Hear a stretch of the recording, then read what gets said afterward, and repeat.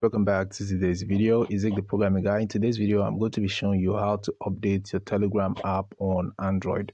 So guys, if you're using your Telegram app and you haven't updated it, you keep getting this notification asking you to update your Telegram app.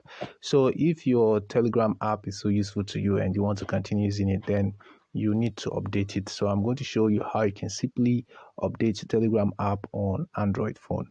So let's get started. Now, the first thing we have to do is go to our Play Store. So I'm just going to take you to Play Store. So once you're on Play Store, just search for Telegram.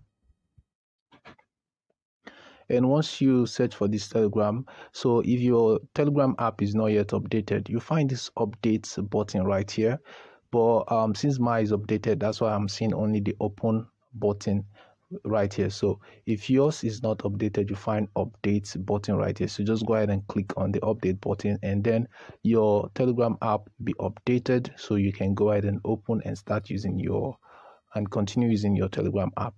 So guys, this is how you can update your Telegram app on Android. Hope this tip was helpful to you. If it was, give this video a like and follow, subscribe for more. Thanks for watching, and I'll see you in my next video.